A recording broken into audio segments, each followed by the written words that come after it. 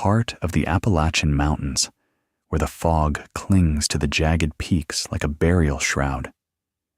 There are stories that the wind refuses to carry.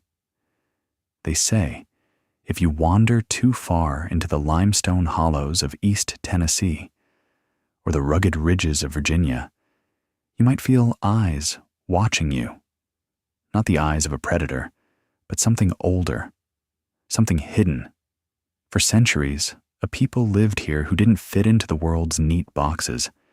They were the Melungeons, dark-skinned, blue-eyed, and possessing secrets that could heal a dying man or curse a bloodline for 7 generations. But behind the mystery of their blood lies an even darker truth, the forbidden power of the Granny Witches. These were the women who walked between worlds, who spoke to the roots of the earth, and who guarded a legacy the outside world was never meant to find. Today, we go beyond the DNA tests and the historical archives. We are stepping into the shadows of the hills to uncover the secrets they tried to bury. Before we descend further into the mist of these forgotten hollows, make sure to subscribe and hit the notification bell. You won't want to miss a single chapter of this journey into America's most forbidden history. Imagine, if you will, the year 1890. A lone traveler makes his way up Newman's Ridge. He expects to find the wild, untamed wilderness, but instead, he finds a community of people who look like they belong to a different continent. They speak English, they carry Bibles, yet their skin is the color of burnished copper, and their features are a haunting blend of the Mediterranean, the indigenous, and something else entirely. These were the people labeled as free persons of color, yet they claimed they were Portuguese. They were the Melungeons. For decades, they were the ultimate American enigma. They were outcasts in their own land, pushed higher and higher into the mountains where the soil was thin and the secrets were thick. But why were they feared? It wasn't just the color of their skin or the mystery of their origin. It was the power that seemed to reside within their cabins. In every Melungeon settlement, there was a woman who was more than a grandmother.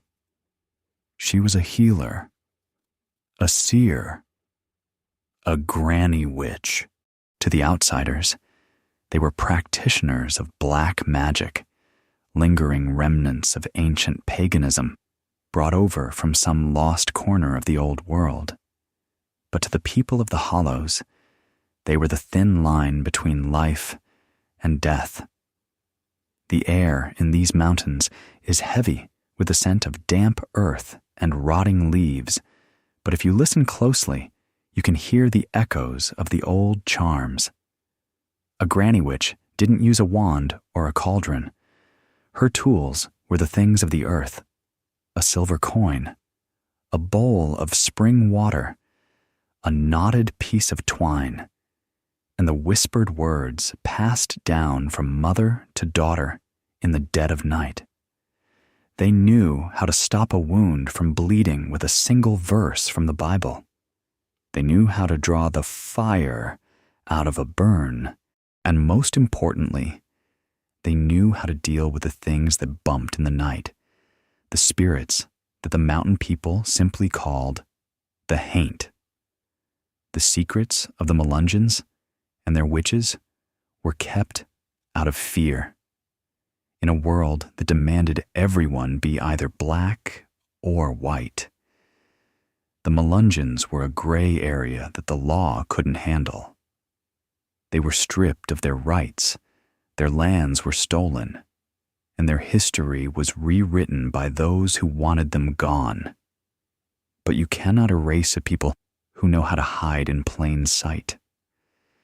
They took their rituals and their lineage and moved them into the deepest valleys, where the sun only hits the ground for 4 hours a day. There, under the canopy of ancient oaks, the Granny Witches continued their work. As we sit here in the quiet of the present, the mist still rises over those ridges. The DNA tests of the 21st century might tell us about North African or Iberian roots, but they cannot capture the spirit of a woman who could command the mountain laurel to bloom or the storm to pass. They cannot explain the silver people of the Appalachians. In the chapters to follow, we will peel back the layers of this silence. We will look into the forbidden root doctoring that saved lives when no physician would travel these roads. We will explore the dark omens that the Granny Witches saw in the stars. And we will finally answer the question, what were they really protecting in those hidden cabins? The journey is long, and the path is steep. But the shadows are finally beginning to speak. Stay close. For the deeper we go, the more the mountain reveals its teeth. The year was 1934, and a census taker named William had been warned never to go up the northern face of the ridge after the sun began its descent behind the pines. He ignored the warnings. He was a man of numbers and cold facts, and he didn't believe in mountain superstitions. But as he reached a small cabin tucked so deeply into a hollow that it seemed the timber was swallowing it whole, he stopped. A woman stood on the porch. She was small and weathered like the bark of an old cedar tree. Her skin was a deep olive, nearly bronze, and her eyes were a startling crystalline blue that seemed to look right through his clipboard and into the secrets he had kept since childhood. She didn't say hello. She simply whispered that the blood remembers what the tongue has forgotten. William left that night without a single name on his list, but with a chill in his bones that never truly went away. Before we dive deeper into the tangled roots of the Melungeon family tree and the strange theories of their arrival in the Americas, please take a moment to subscribe to the channel and turn on notifications.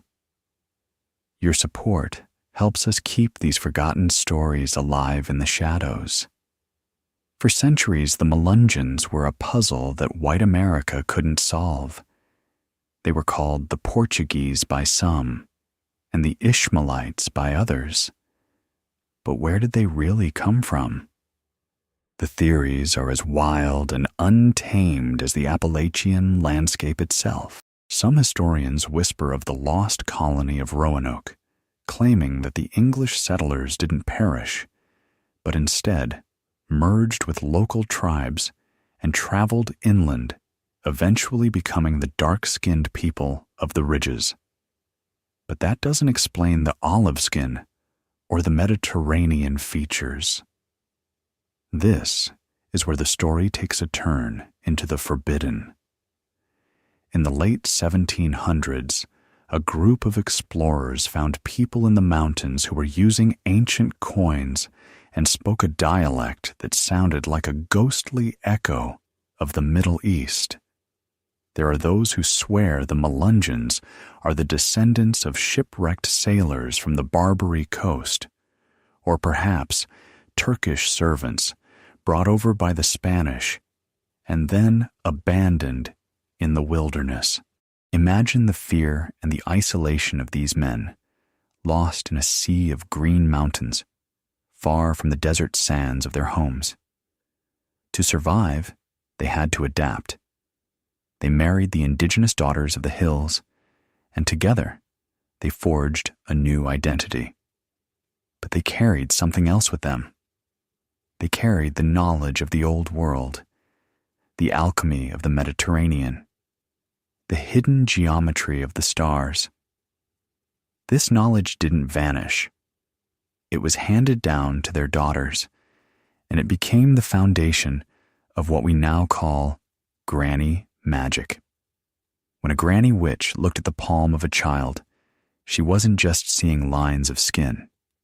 She was seeing a map of a journey that began thousands of miles away, across an ocean that most mountain people had never seen. She saw the influence of the Phoenicians, the legendary voyagers who some believe reached these shores long before Columbus.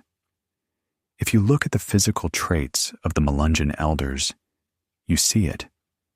The narrow faces, the high bridges of the noses, the distinct bumps on the back of the skull, known as the Anatolian bump. It is a biological signature of a people who come from the crossroads of the world. But why the secrecy? Why did they cling so fiercely to the lie that they were simply Indian or Portuguese? Because in the South, being anything other than white meant you were less than human in the eyes of the law. To be a Melungeon was to be a person of mystery, but it was also to be a target. They were hunted for their land and ridiculed for their appearance. So they retreated. They built their homes where the cliffs were too steep for a horse, and where the spirits were the only neighbors they could trust. One of the most haunting theories suggests they are the descendants of the Carthaginians, fleeing the destruction of their empire. Think of the irony of a civilization that once challenged Rome, finding its final refuge in the humid hollows of East Tennessee. Is it possible that the chants a granny witch whispers over a sick bed are actually corrupted fragments of Punic prayers? There are those who have analyzed the root words of Appalachian charms and found traces of languages that haven't been spoken openly for 2,000 years. But as William the census taker learned that night, the Melungeons aren't just a historical curiosity. They are a living, breathing mystery that defies the modern urge to categorize. The bloodline is a river that has collected silt from every shore it touched. African, European, Native American, and Middle Eastern. It is a genetic tapestry that was woven in secret and protected by the very witches who knew that if the world ever truly understood their power, they would be destroyed. The deeper researchers look, the more the mystery expands. In some old cabins, they have found symbols carved into the door frames that look like the evil eye of the Levant or the Hamza hand of North Africa. These aren't the marks of simple mountain folk. These are the seals of a people who were trying to keep something out. Or perhaps they were trying to keep something in. As we move forward into the next chapter, we must ask ourselves, what happens when this ancient blood begins to thin? What happens when the secrets are no longer whispered? And most importantly, what was the one secret that the Melungeons feared most of all? A secret so dangerous that they were willing to let their own history die in order to protect it. The mist is getting thicker now, and the path is narrow. Don't wander off. The next secret isn't just about where they came from, but about the dark price they paid to stay.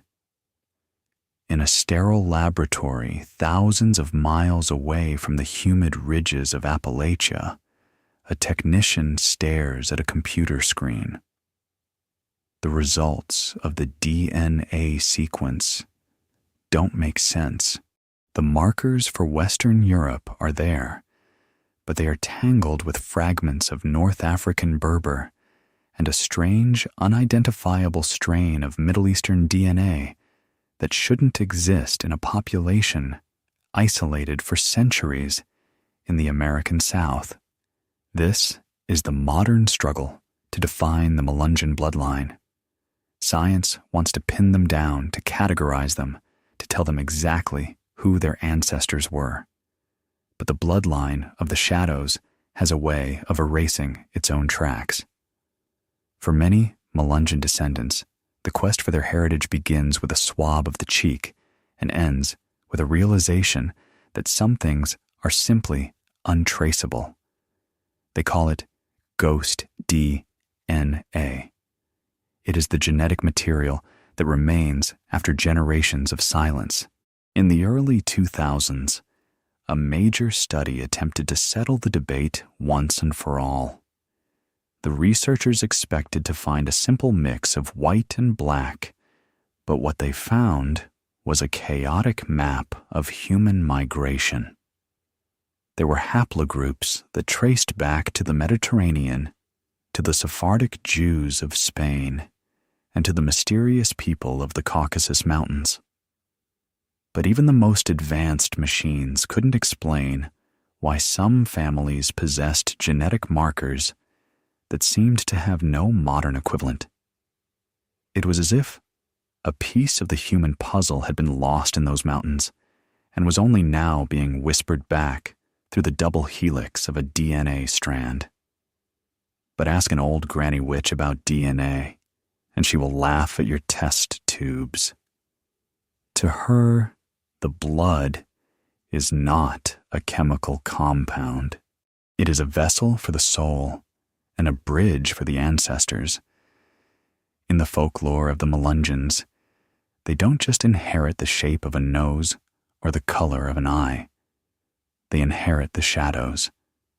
There is a persistent belief in the hollows that the Melungeon blood carries a protective entity, a guardian that watches over the lineage. They speak of the shadow people, the tall, dark figures that stand at the edge of the woods whenever a Melungeon child is born, or when an elder is about to pass. These aren't ghosts in the traditional sense. They are the guardians of the blood. One story tells of a young woman in the 1970s who moved away from the mountains to the bright lights of Atlanta. She wanted to forget the mountain talk and the strange rituals of her grandmother.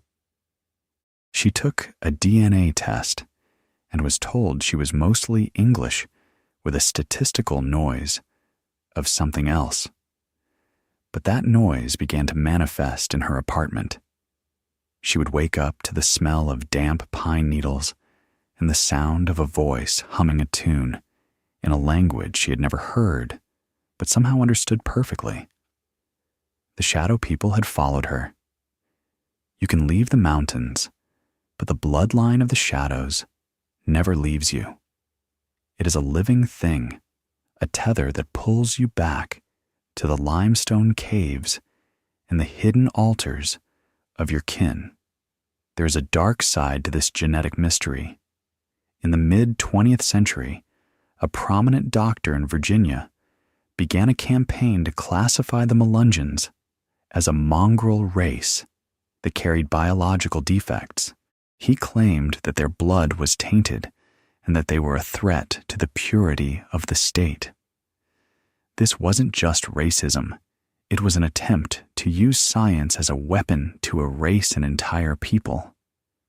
Many families burned their Bibles and hid their ancestral photos in fear of being targeted.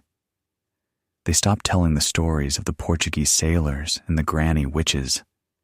They became white on paper, but the blood remained unchanged.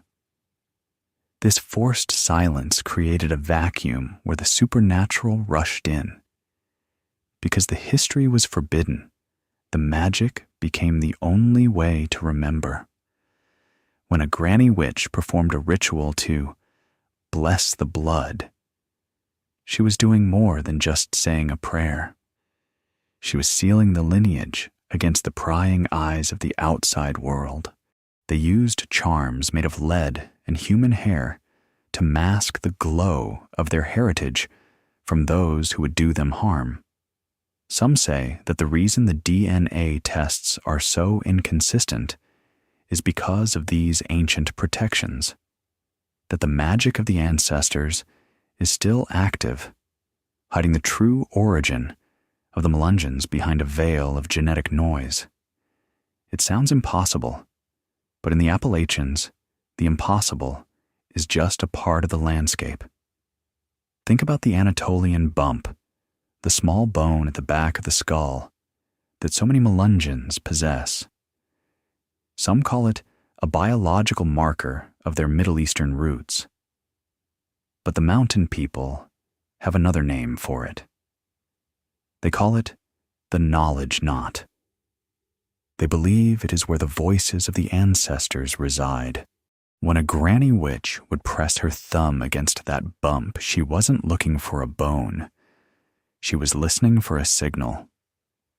She was tapping into a memory bank that stretched back to the Phoenician ships and the desert tents of the Berbers. The blood is also a burden. There are families who speak of the Melungeon blue, a deep melancholy that seems to haunt the lineage. It isn't just depression, it is a spiritual weight, the feeling of being an exile in your own home. It is the grief of a people whose history was stolen and whose identity was turned into a legal battleground. The Granny Witches knew that the only cure for this blue was to acknowledge the shadows. You cannot fight the bloodline. You can only learn to walk with the figures that stand at the edge of your vision. As we look at the charts and the graphs of modern genealogy, we must remember that we are looking at a map of a ghost town. The true history of the Melungeons isn't written in a lab report. It is written in the silence between the words of an old woman's song. It is etched in the limestone of the ridges where the bones of the first ones lie, and it is hidden in the very DNA that science finds so baffling. The bloodline of the shadows is a warning that there are things in this world that are meant to be felt, not measured. In the next chapter, we will step away from the lab and back into the forest. We will meet the first Granny Witches, the women who realized that if they couldn't be white and they couldn't be black, they would have to be something else entirely. They would have to be powerful. We are going to explore the rise of the Granny Witch and the moment the mountain decided to fight back. The shadows are moving closer now. Can you feel the weight of the blood? Don't look back. The ridge is waiting. She was standing by the creek when the world went silent. Not the silence of a quiet afternoon, but a sudden, absolute vacuum of sound, where even the rushing water seemed to freeze in time. There was no wind, no birds, no rustle of leaves. And then came the hum, a low, vibrating frequency that didn't enter through her ears, but rose up through the soles of her feet from the very bedrock of the mountain itself. This was the moment. This was the mountain's call. For a Melungeon woman in the 1900s, this wasn't a choice or a career path. It was an awakening that felt more like a haunting. Before we follow her deeper into the trees where the shadows learn to speak your name, please subscribe to our channel and join our community of mystery seekers. Your engagement is the light that helps us navigate these dark hollows. In the early days of the Appalachian settlements, the line between life and death was as thin as a spider's silk. There were no doctors within a 3-day ride, and the mountain was a harsh mistress that took more than she gave. When a fever took hold of a child or a man's axe slipped in the timber, the only hope lay in the women who lived at the edge of the woods. But how did a mother of 6 who spent her days canning peaches and scrubbing floors become a vessel for the supernatural? It began with the isolation. The Melungeon women were outcasts among outcasts. They were denied the comforts of town life and the structure of the organized church. In that solitude, the mountain began to fill the void. The call often arrived in a period of great distress or profound silence. It might happen during a difficult labor or after days of wandering in search of a lost calf. Suddenly, the landscape would shift. A tree was no longer just wood and leaf, it was a pulse. A stone was no longer cold matter, it was a memory. The women described it as a veil being torn away. They began to see the threads of energy that connected the hawk to the oak and the blood to the soil. This was the birth of a granny witch. They didn't learn their craft from leather-bound grimoires or secret societies. They learned it from the whispers of the limestone caves and the patterns of the frost on a window pane. Imagine the fear of a young woman experiencing this for the first time. She would know things before they happened. She would feel the phantom pain of a neighbor's broken bone miles away. She would hear the voices of ancestors whose names had been erased from the family Bible. To the outside world, this was madness. To the Melungeons, it was the rising of a protector. A granny witch was a bridge. She stood with one foot in the harsh reality of the mountain, and the other in the swirling mist of the spirit world. She was the one who could negotiate with the unseen forces that governed the weather, the crops, and the health of the bloodline. There is a specific lore about the first granny witches of Newman's Ridge. They say they were the ones who refused to be broken by the laws of men. When the government came to take their land, or the tax collectors came to harass their families, these women would simply walk into the woods. They wouldn't hide. They would change. They would become part of the mountain itself. There are accounts of pursuers who swore they saw a woman turn into a black bear or a red fox, only to find her sitting on her porch hours later, rocking slowly in her chair, with a knowing smile on her face. This wasn't just magic. It was a radical act of survival. The power of the granny witch was deeply tied to the specific geography of the Appalachians.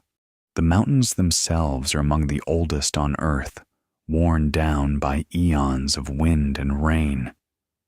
They are filled with quartz and limestone minerals that some believe act as natural conductors for spiritual energy. A Melungeon woman didn't just live on the mountain, she was tuned into its frequency. When she gathered herbs, she wasn't just looking for medicine, she was listening for the plant that wanted to be picked. She would wait until the mountain gave permission, a subtle shift in the air, or a specific bird call that signaled it was time. But the call came with a heavy price. To be a granny witch was to be eternally lonely. You were respected, yes, but you were also feared. Even your own husband might look at you differently when he saw you talking to the shadows in the corner of the room. You became the keeper of everyone's secrets. You knew who had cursed their brother.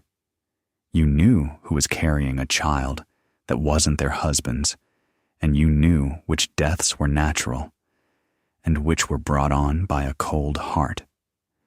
The weight of this knowledge was enough to crush a normal person, but the mountain provided the strength to carry it. One of the most forbidden aspects of their rise was the naming. It was said that once a woman accepted the call, the mountain would give her a new name, a secret name that she would never speak aloud, but would use when commanding the elements.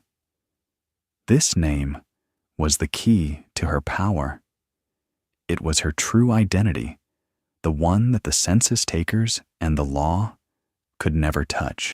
It linked her directly to the ancient lineages we discussed before connecting the Appalachian soil back to the sacred groves of the Old World.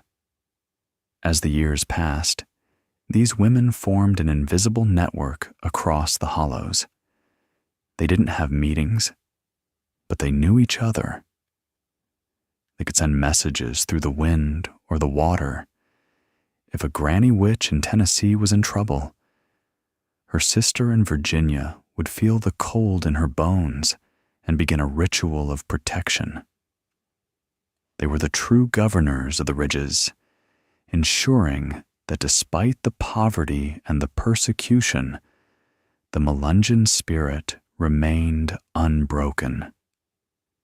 The rise of the Granny Witch was a response to a world that wanted the Melungeons to vanish. You cannot erase a people whose grandmothers can stop the sun with a whisper or heal a wound with a touch of a thumb. They became the living archives of their race, keeping the forbidden secrets safe within the folds of their aprons and the depths of their memories. But as the world began to change, as the roads were paved and the electricity reached the deep hollows, the call began to grow faint. The mountain's voice was drowned out by the hum of the modern age, or so they say. But if you talk to the descendants today, they will tell you that the call hasn't stopped. It has just changed its tone. It is waiting for the next generation of women to step into the silence and listen. What happens when the call is ignored? What happens when the ancient power is trapped within a body that doesn't know how to use it? The consequences are far more terrifying than the ghosts of the past. The wind is picking up now, and the trees are leaning in, as if to listen. We are about to enter the hidden workshop of the Granny Witch. We are going to look at the tools of the trade, the roots, the bones, and the blood. Stay close, and whatever you do, don't answer if you hear a voice calling your name from the dark. Deep beneath the layers of damp pine needles and the dark, rich soil of the Appalachian hollows, there is a language that has no alphabet. It is written in the shape of a root, the curve of a leaf, and the bitter scent of a crushed stem. For the Melungeon people, this was their pharmacy, their sanctuary, and their greatest secret. While the world outside relied on bloodletting and harsh chemicals, the Granny Witches were decoding the ancient code of the earth. They were the root doctors. They knew that a plant was never just a plant. It was a living entity with a spirit that had to be bargained with before its power could be released. If you find these mysteries as fascinating as we do, please take a moment to subscribe and share this video with someone who loves hidden history. Your support allows us to keep exploring the deep secrets of the mountains. In the late 1800s, a young country doctor named Elias was sent to the edge of the Cumberland Plateau. He arrived with his black bag filled with the finest medicines of the era, convinced he could bring enlightenment to the superstitious mountain folk.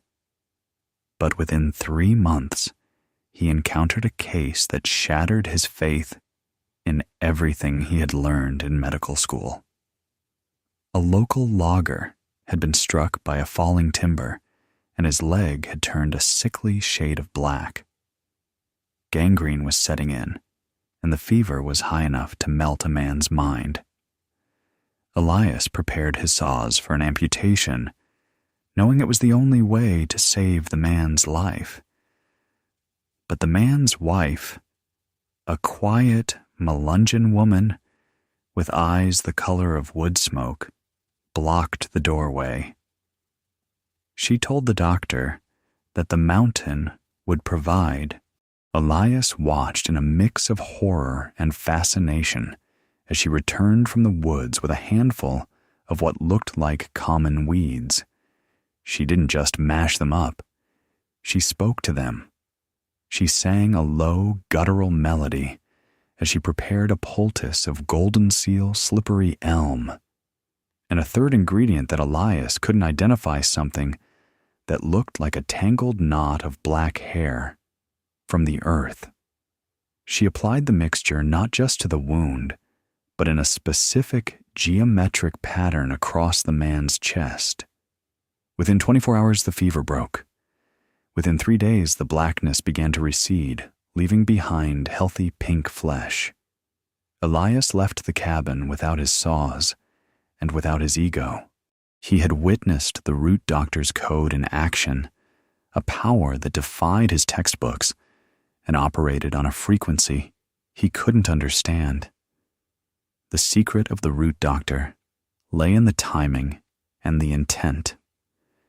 They believed that a herb picked under a full moon had a different soul than one picked at dawn. They used the signs of the zodiac not just to predict the future, but to guide their harvest. If you needed to draw poison out of the blood, you waited for the moon to be in a water sign. If you needed to strengthen the heart, you waited for the fire. This wasn't just folklore. It was a sophisticated system of astral botany that the Melungeons had likely brought with them from the old world, blending it with the indigenous wisdom of the Cherokee and the Shawnee. Bloodroot was one of their most sacred tools. When cut, it bleeds a thick red sap that looks hauntingly like human blood. The Granny Witches believed it was a direct line to the circulatory system. They used it for everything from lung ailments to purifying the spirit. But they warned that if you used it without respect, if you took it from the ground without leaving an offering of tobacco or a silver coin, the medicine would turn into a curse. The mountain doesn't give anything for free. There's always a balance to be maintained. Then there was the ginseng, the man root. To the Melungeons, ginseng was a king. It was so powerful that it could only be harvested by someone with a clean soul. They believed the root would actually hide from those who were greedy or ill-intentioned. A granny witch would often spend days in fasting and prayer before venturing into the high ridges to find the older roots. These roots, which often took the shape of a human body, were used to treat the Melungeon blue we spoke of before. It was believed that the ginseng would replace the pieces of the soul that had been chipped away by grief and persecution. But the code went beyond just healing. There was a darker side to the root doctor's knowledge. For every plant that could save a life, there was another that could end it in a whisper. They knew the secrets of the Jimson weed and the pokeweed berries. They knew how to make a tea that would cause a person to lose their memory, or a poultice that would make their skin blister at the mere thought of a lie. This was the deterrent. This was why the census takers and the land speculators often found themselves falling ill with mysterious ailments that no city doctor could cure. The Granny Witches were the silent sentinels of the ridges, using the very earth as their weapon of defense. They also used signatures. This was the belief that the appearance of a plant dictated its use. A plant with a leaf shaped like a heart was for the heart. A root that looked like a bone was for the bones. But for the Melungeons, this went deeper. They saw signatures in the spirits of the plants. They believed that some trees were social and wanted to help while others were lonely and could be dangerous. They never took wood from a tree that had been struck by lightning unless they were preparing a charm for protection against fire, because the tree had already survived the worst the sky could throw at it. As we look back at these practices, it is easy to dismiss them as placebo or luck. But modern science is now finding that many of the plants the Granny Witches used contain powerful alkaloids and compounds that are only now being synthesized in laboratories. The root doctors were the original chemists, but they understood something that modern medicine often forgets: the connection between the body, the mind, and the land. They knew that you couldn't heal the body if the land was sick. They were the original ecologists protecting the mountain because the mountain was their lifeblood. The transmission of the code was always oral. It was never written down. A granny witch would take her chosen successor into the woods, usually a granddaughter who showed the mark, and they would walk for miles in silence. The teaching wasn't done through lectures, but through observation. The girl would have to learn to recognize a plant by its silhouette in the moonlight, or by the way it felt against her skin. She had to learn the songs and the charms that activated the roots. If the chain was ever broken, the knowledge was lost forever, returning to the soil from which it came. In the next chapter, we are going to move from the physical world of roots and herbs into the ethereal world of protection. We are going to look at the evil eye and the spirit wards that the Granny Witches placed around their homes. We will explore how they defended against the things that the mountain people feared even more than the law: the spirits that dwell in the dark and the curses that can travel through a single glance. The sun is beginning to set, and the shadows of the oaks are stretching long across the path.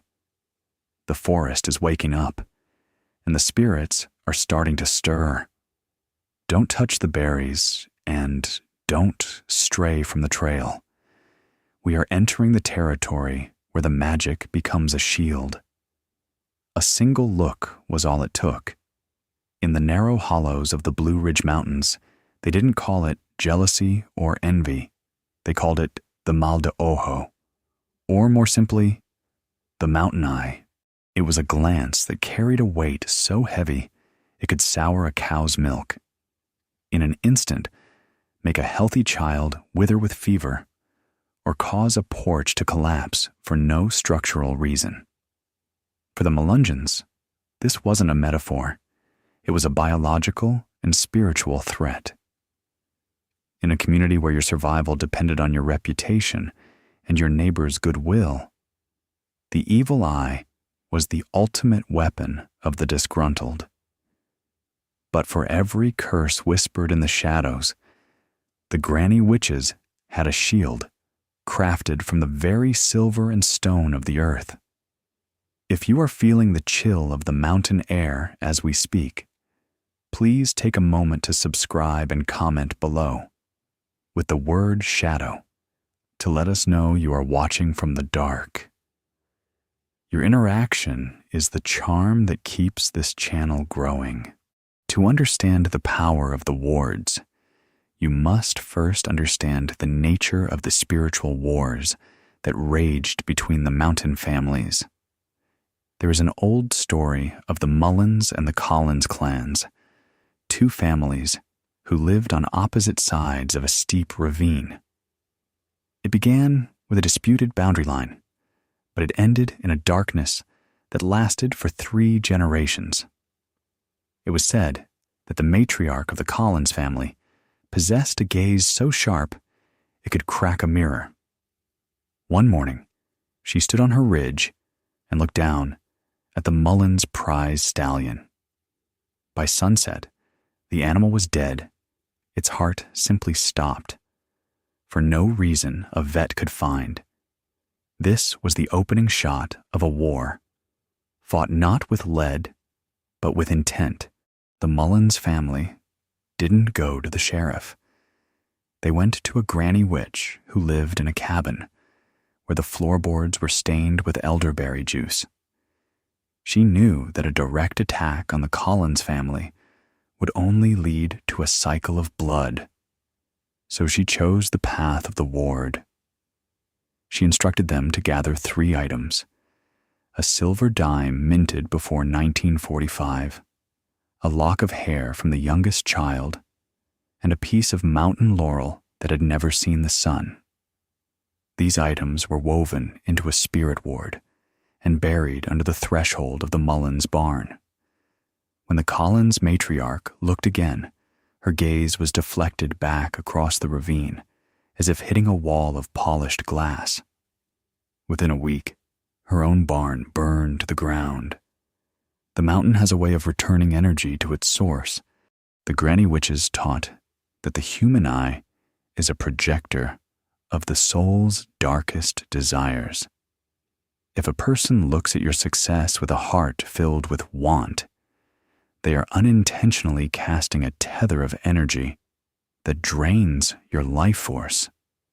This is why you will still find old houses in the Appalachians with the porch ceilings painted a specific shade of light blue known as haint blue. It is meant to mimic the sky or water, tricking spirits and the evil eye into thinking the house is open to the heavens and therefore cannot be entered. But for a Melungeon, the protection had to be more personal. Let us speak of the silver dime, the most iconic of all Appalachian charms. If you ever see a mountain man or woman with a thin silver wire around their ankle, or a coin with a hole drilled through it hidden in their boot, you are looking at a living artifact of the Granny Witches' code. Silver was believed to be a holy metal that would turn black if a curse was directed at the wearer. It acted as a lightning rod for spiritual energy. To make a silver ward, a granny witch would take the coin to a fast-running stream on a night when the moon was waning. She would wash the coin in the freezing water while reciting a specific verse from the book of Ezekiel.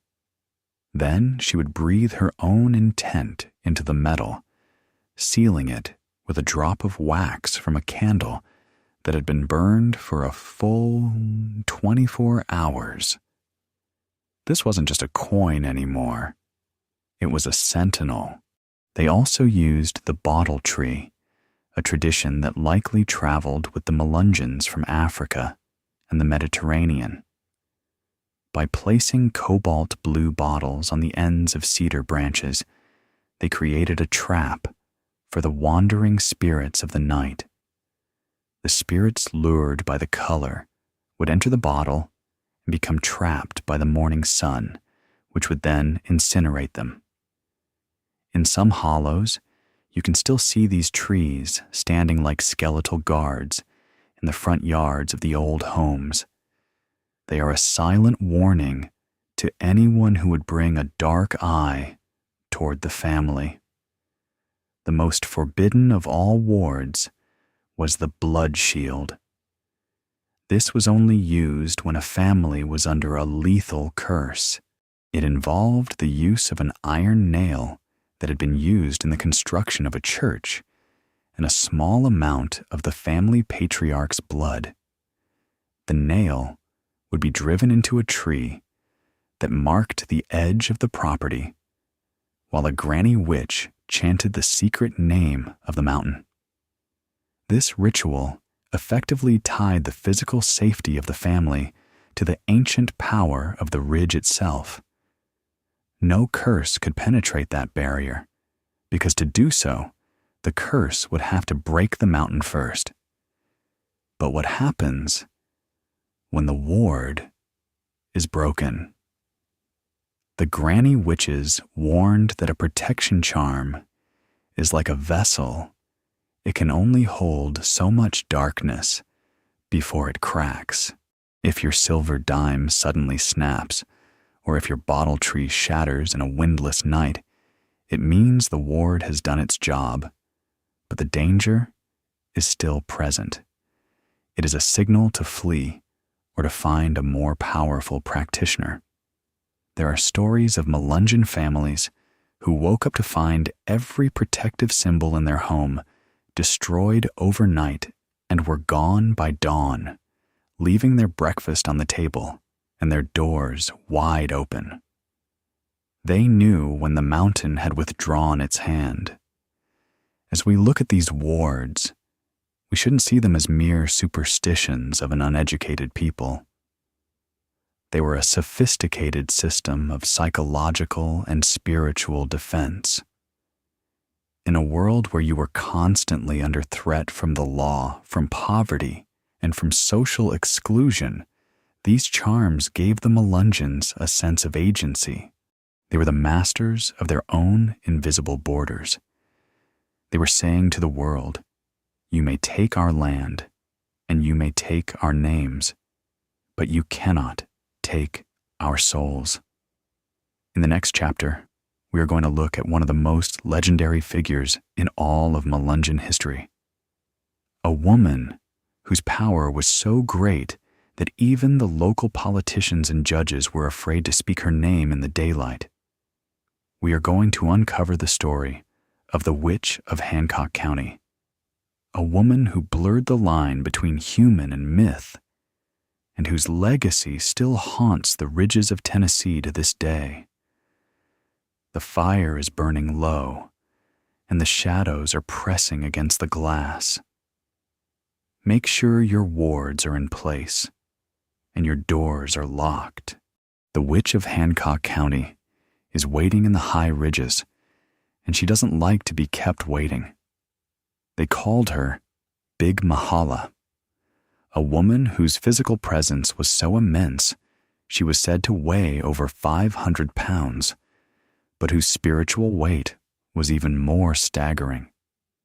High on Newman's Ridge, in a cabin that seemed to be held together more by ancient spells than by iron nails, lived the woman who would become the face of the Melungeon mystery. Mahala Mullins was not just a moonshiner, and she was not just an outcast. She was the oracle of the mountains. To the law, she was the woman who was ill and defy arrest because she literally could not be moved through the cabin door. But to the people of Hancock County, she was the one who could see through the veil of time itself. Before we witness the prophecies that chilled the blood of those who dared to visit her cabin, please subscribe to our channel and hit the notification bell.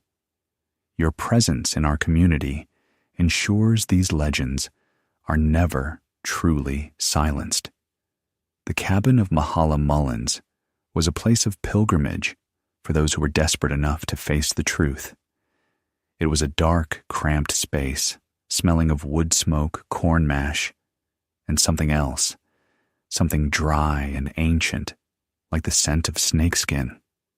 Mahala spent her days in a massive, reinforced bed, sitting like a queen on a throne of pine and patchwork quilts. She didn't need to leave her room to know the world. She had the scrying bowl. It was a simple vessel of heavy blue stoneware, filled with water, drawn from a specific spring that never saw the light of the sun. They say that when she leaned over that bowl, her eyes would turn as pale as the mist, and she would speak in a voice that didn't sound like her own. One winter evening in the early 1900s, a wealthy landowner from the valley traveled up the ridge to ask about a missing shipment of timber. He expected to find a simple mountain woman. Instead, he found a woman who began to describe a tragedy that wouldn't happen for another 20 years. She spoke of great metal birds that would scream across the sky, and a time when the mountains would bleed black oil. The man left without his answers, but he lived the rest of his life in fear of the Witch of Hancock County. Mahala didn't care for the petty problems of the valley. She was tuned into the larger rhythms of the earth. She was the one who predicted the great fire before the first spark was even struck, and she was the one who warned the Melungeon elders of the coming doctors with the needles decades before the eugenics movement began. But why did the law leave her alone? The official story is that the sheriff simply couldn't get her out of the house. He famously told the judge that she was catchable but not fetchable. But the unofficial story whispered in the bars of Sneedville was different. The lawmen knew that if they laid a hand on Mahala Mullins, the mountain would rise up to meet them. They spoke of deputies who had tried to serve warrants only to find their horses refused to move, or their guns jammed as if the iron itself had turned to lead. Mahala was protected by a wall of energy that extended far beyond her cabin walls. She was the living embodiment of Melungeon defiance. Her role as a granny witch was complex. She was a protector, yes, but she was also a judge. If a man mistreated his family or stole from the poor, he would eventually find himself sitting by Mahala's bed. She wouldn't shout or threaten. She would simply tell him his future. She would describe his death in such vivid detail that the man would often go straight to the church or the hollow and spend the rest of his days trying to atone. She held the moral compass of the ridges in her massive copper-colored hands. She knew that the outside world was coming for them, and she did everything in her power to prepare her people for the shadows that were lengthening. The most terrifying of her prophecies involved the bloodline itself. She once told a relative that the day would come when the Melungeons would forget who they were. She said they would trade their secrets for white bread and their magic for a radio. She saw a future where their dark skin would fade and their blue eyes would become blind to the spirits of the woods. This was the dying of the light that she feared most. To combat this, she spent her final years whispering names and rituals to the young girls who came to bring her water and food. She was planting seeds in a soil she knew was becoming thin. There was a duality to her nature that unsettled even her own kin. On one hand, she was the mother of many children, a generous soul who would never let a traveler go hungry. On the other hand, she was a creature of the dark. She was said to have a familiar, a large black raven that would sit on the chimney and whisper the sins of the county into the smoke. Some swore they saw the bird transform into a shadow and slip under the door whenever a stranger approached. Mahala wasn't just using magic, she was the magic. When she finally passed away in 1898, the problem of her size became a final act of defiance. The family had to remove a portion of the cabin wall to get her out. It was as if she refused to leave the mountain, even in death. As they carried her to her grave on the ridge, a freak thunderstorm rolled in without warning. The lightning struck the trees around the burial site, but never touched the mourners. Many believed it was the mountain giving its final salute to its queen.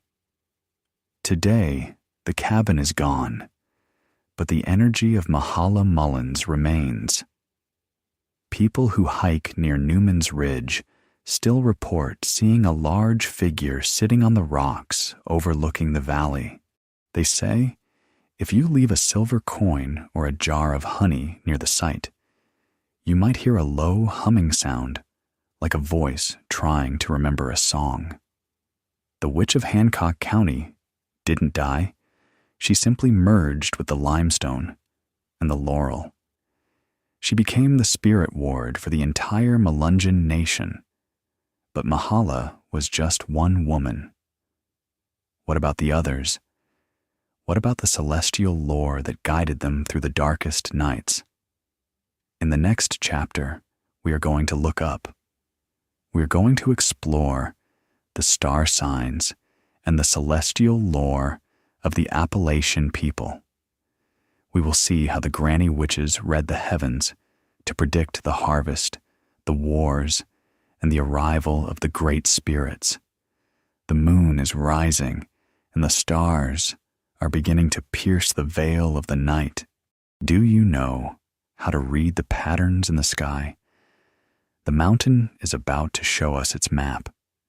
Do not look at the stars as mere points of light. To the rest of the world, they are distant suns and cold calculations of physics. But to the Granny Witches of the Appalachians, they are the gears of a massive and terrifying clock. They believed that the sky was a mirror of the earth, and that every movement in the heavens was a whisper of what was to come for the Melungeon people. High on the ridges, away from the interference of the valley lights, these women would lie on their backs for hours, charting the path of the wanderers and the fixed fires. They were reading a map that was older than the mountains themselves, a map etched into their very DNA, by ancestors who once navigated the vast dark oceans by the grace of the constellations alone. Before we reveal the terrifying prophecy of the Black Star and how it dictates the end of all things, make sure to subscribe to the channel and hit that notification bell. Join our community of night watchers as we uncover the secrets written in the silver dust of the cosmos. The Melungeon connection to the stars was not the astrology you find in a Sunday newspaper. It was a visceral ancestral memory that many believe traces back to the Phoenician mariners, those ancient voyagers who traded in purple dye and secrets were masters of the night sky, and that knowledge didn't vanish when their ships were lost to time. It lived on in the blood of the mountain people. A granny witch didn't talk about Libras or Scorpios. She talked about the hunter the weaver and the great bear. She knew that when the hunter tilted his bow toward the southern ridge, it was time to plant the corn that would feed the family through the winter. She knew that when the weaver grew dim, a sickness was coming to the livestock. The sky was their survival guide.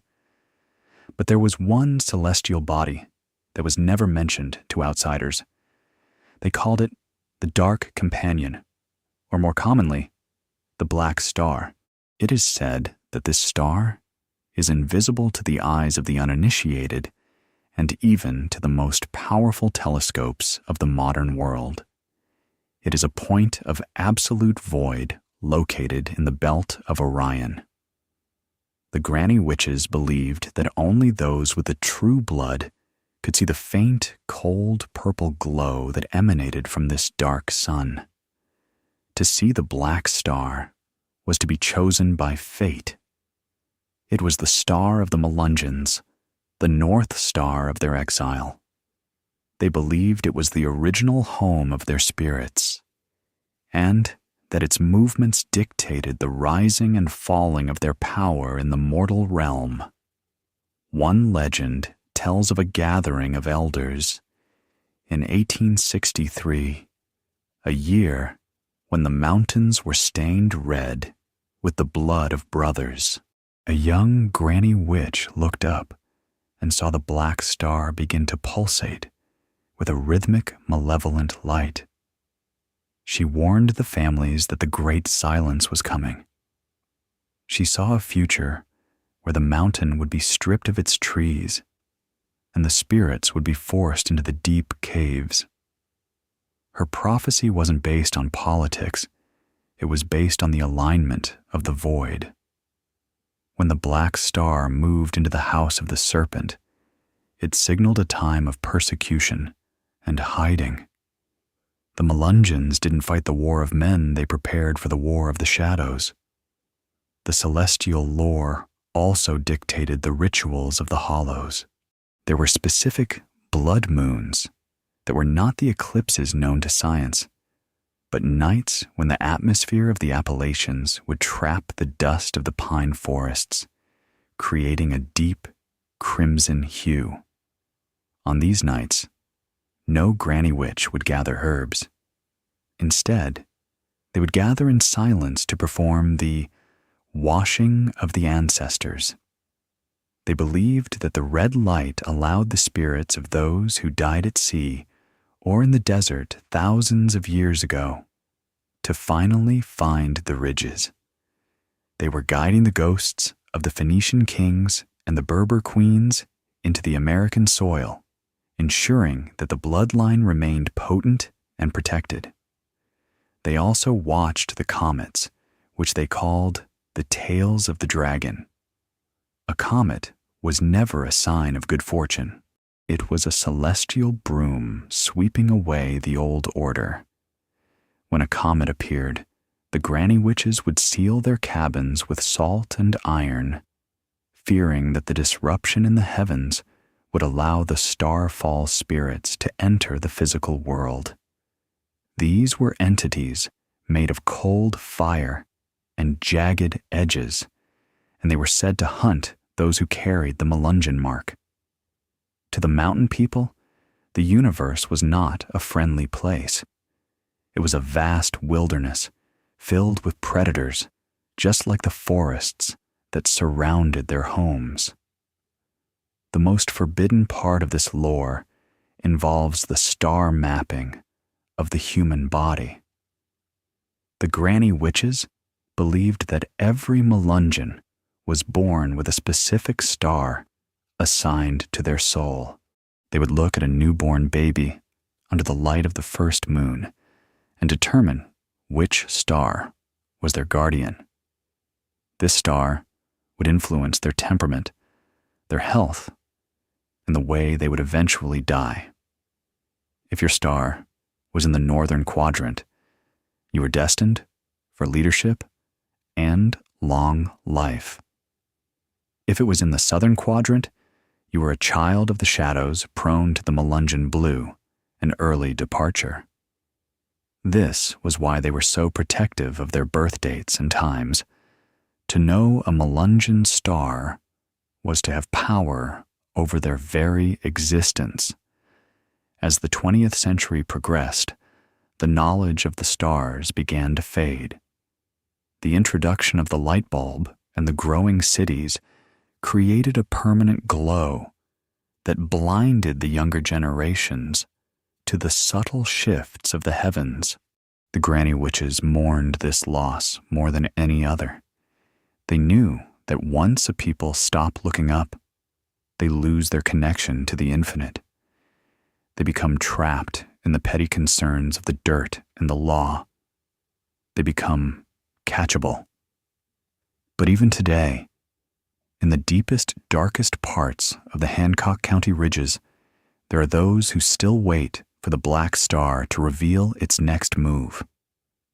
They say that when the void finally opens, the Melungeons will no longer be outcasts. They will be the only ones who know the way home. The stars are not just decorations. They are the final chapter of the story. We have looked at the heavens, and we have walked through the roots. But now, we must look at the most delicate and dangerous role of the granny witch, the midwifery of the supernatural. In the next chapter, we are going to explore the births that the official records never captured. We will look at the changed children and the rituals performed to ensure that a Melungeon soul could safely enter a world that didn't want it. The night is at its deepest point, and the black star is watching. Do not close your eyes yet. The most harrowing part of the journey is about to begin. The first cry of a newborn in the Appalachian hollows is usually a sound of triumph over the harshness of the ridges. But there are nights when the wind howls with a human cadence and the moon is choked by black clouds, when that first cry sounds like something else entirely. It sounds like a rattle of dry leaves.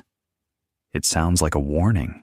In those moments, the father is sent out to the porch, and the granny witch locks the door. She isn't just there to catch a baby. She is there to guard the gate between this world and the things that live in the limestone. She is the midwife of the supernatural, and she knows that sometimes the mountain tries to claim a soul before it even takes its first breath.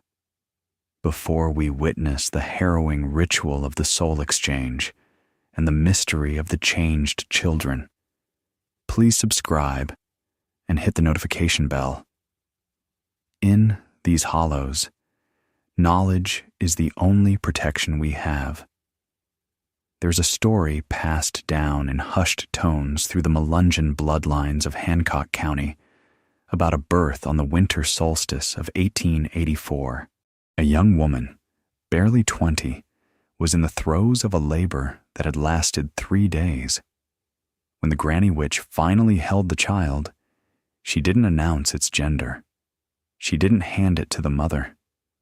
Instead, she turned her back and walked toward the fireplace.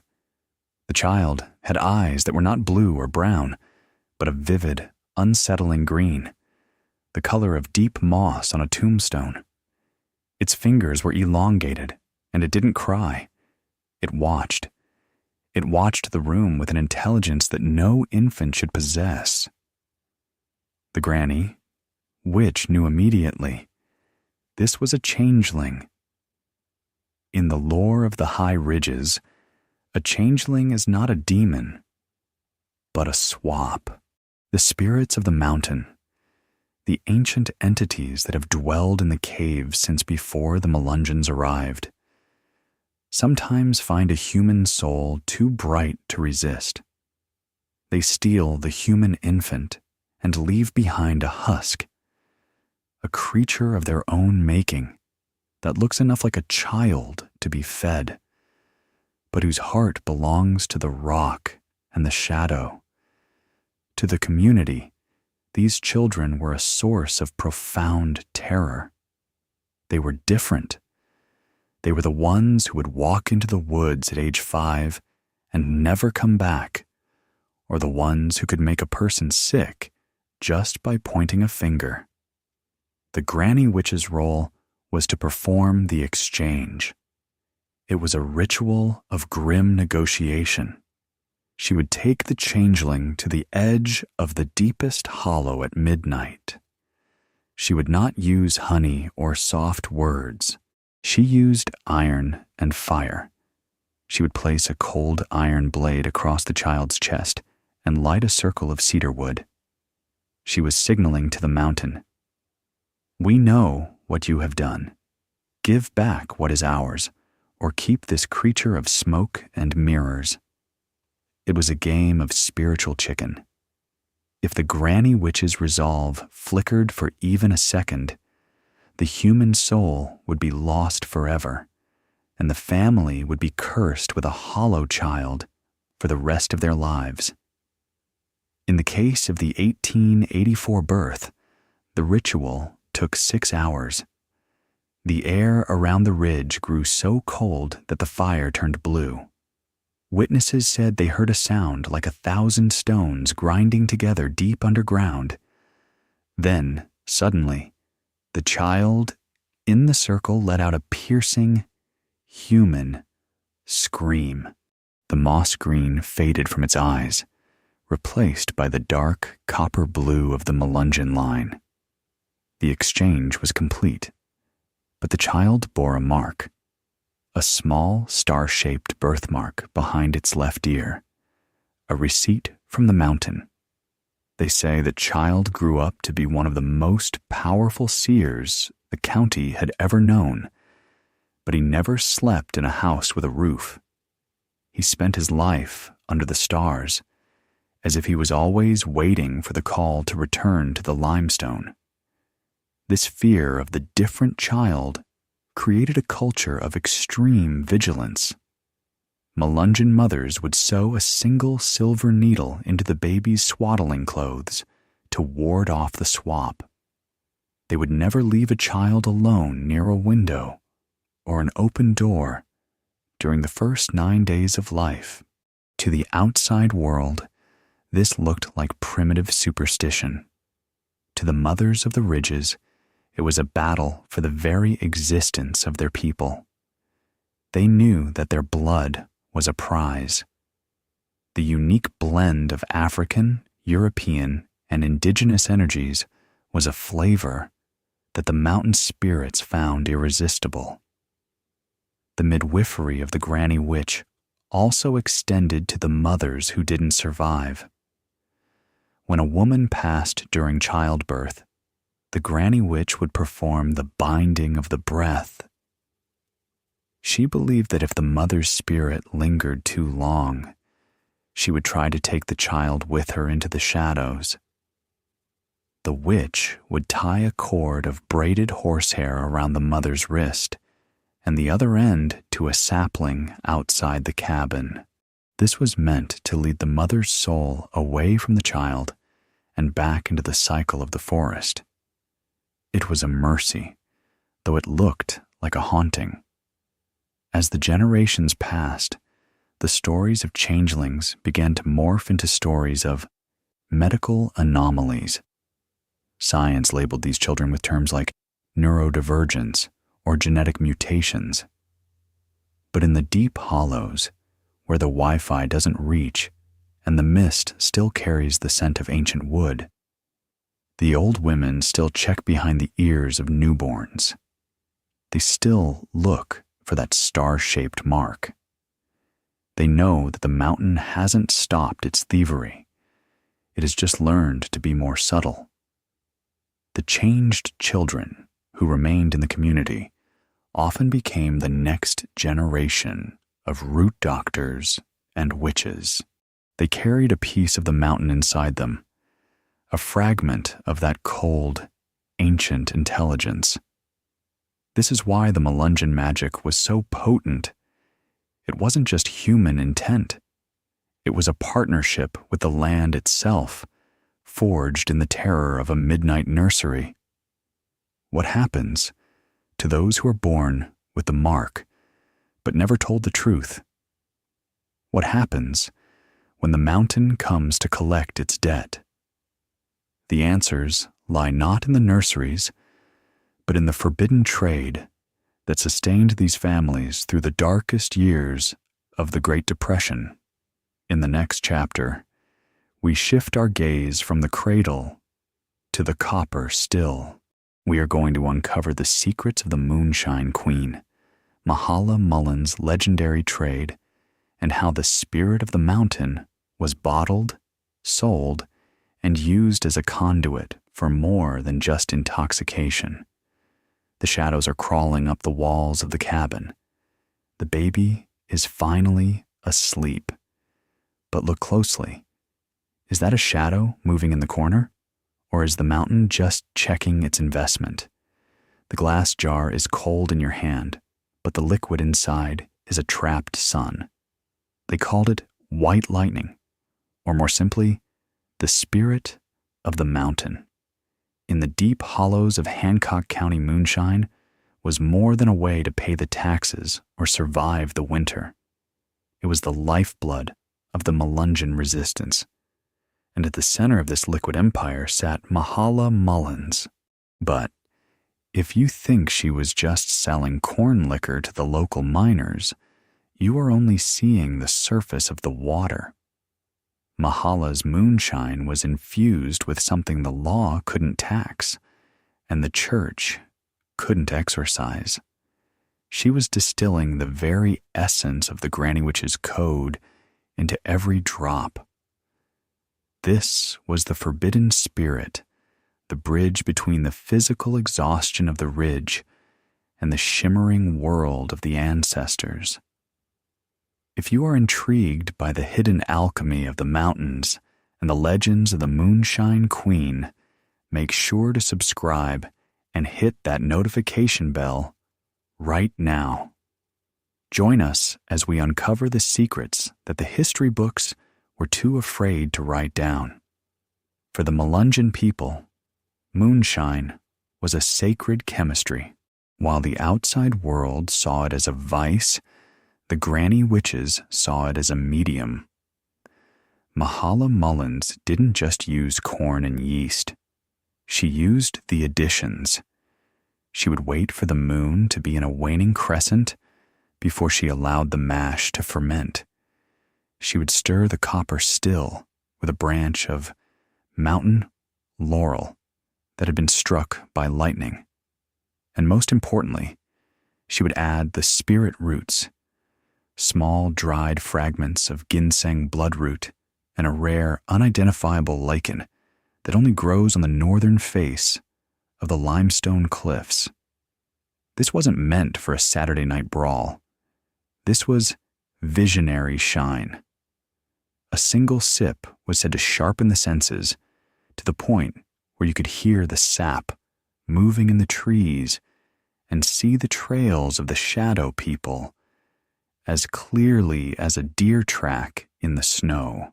The federal agents, or the revenuers as they were hatedly known in the hills, didn't understand what they were up against. They thought they were fighting poor farmers, but they were actually fighting an invisible army.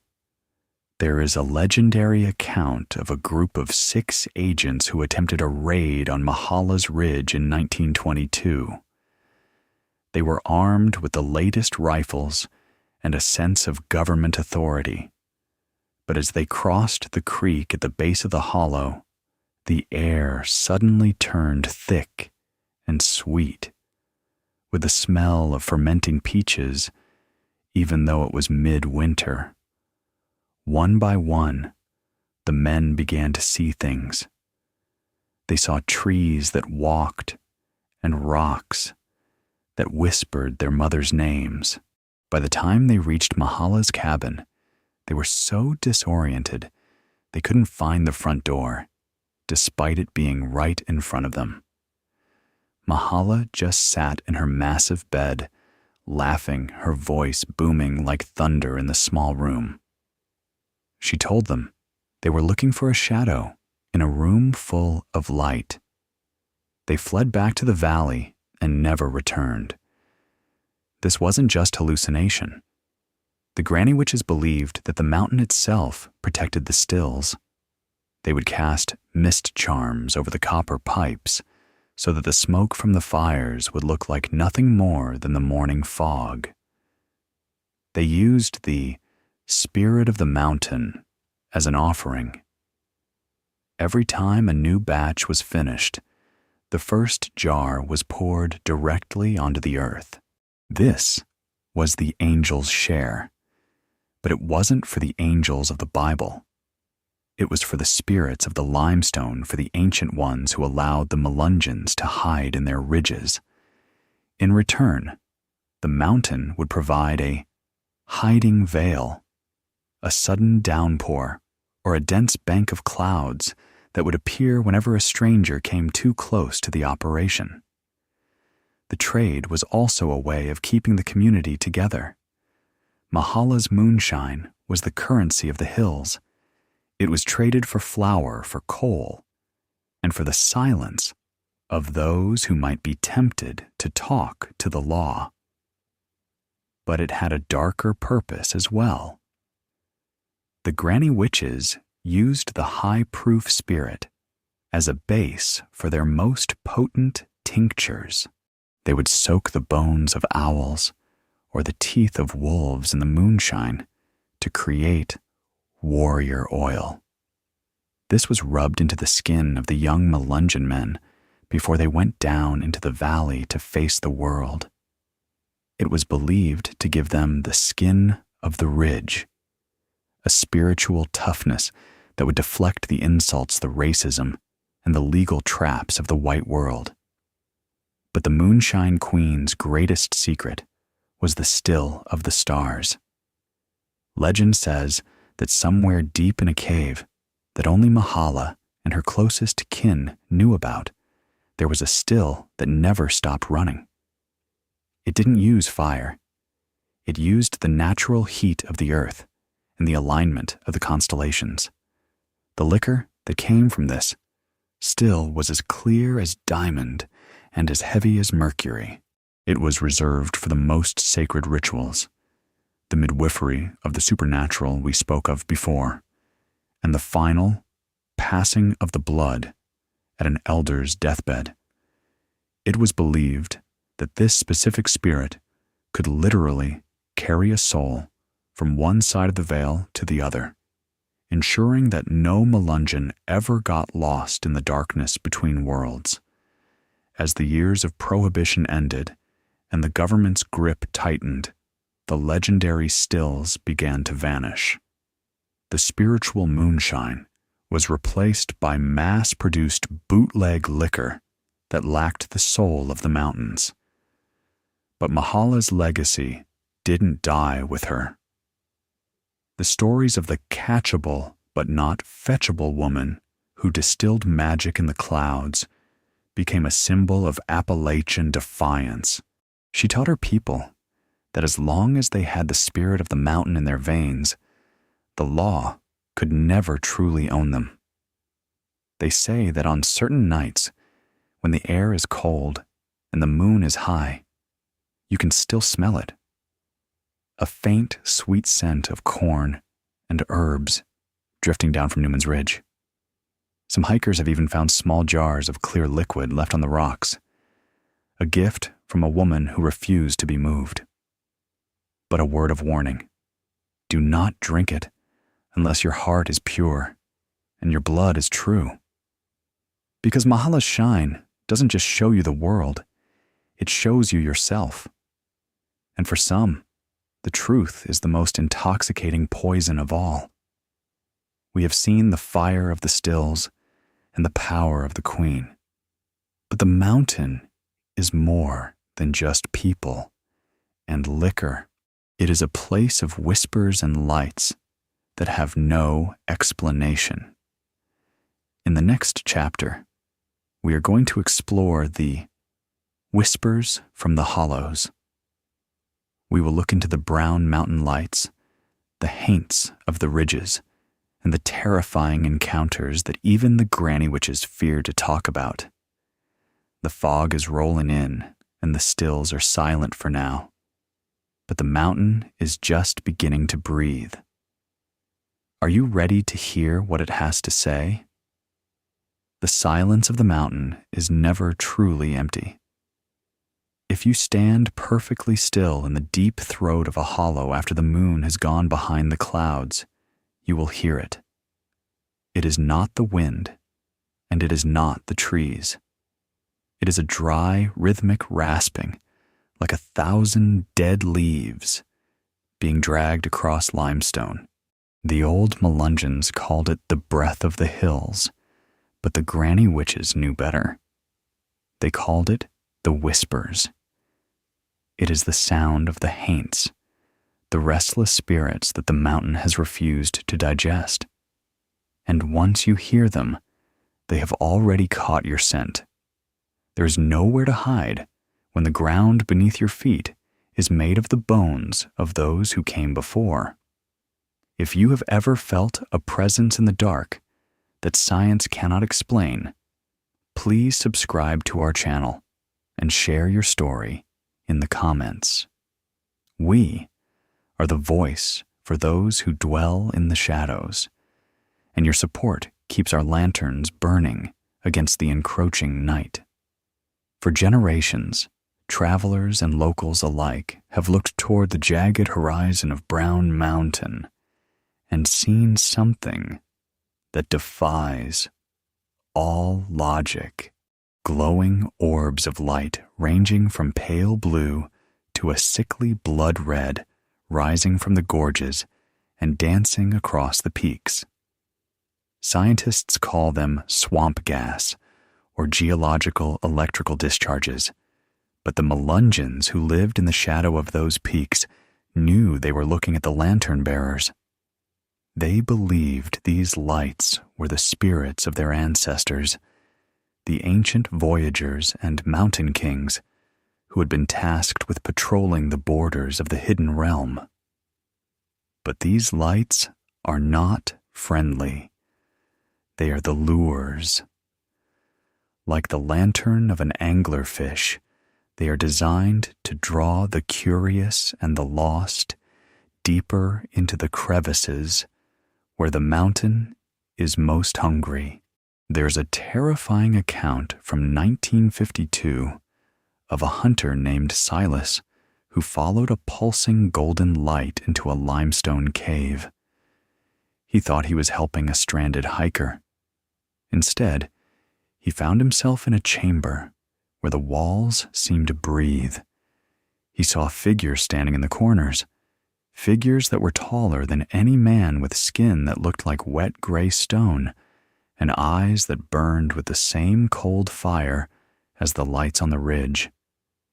These were the Haints. They didn't speak with mouths. They spoke directly into his mind, a cacophony of whispers that sounded like every tragedy that had ever occurred in the Appalachians. Silas was found 3 days later, 10 miles away from the cave. He was white-haired and unable to speak anything but a forgotten dialect of what sounded like ancient Berber. He spent the rest of his life drawing star maps on the floor of his room with his own fingernails. A granny witch never looks directly at the brown mountain lights. She knows that to meet the gaze of a lantern bearer is to give them permission to enter your soul.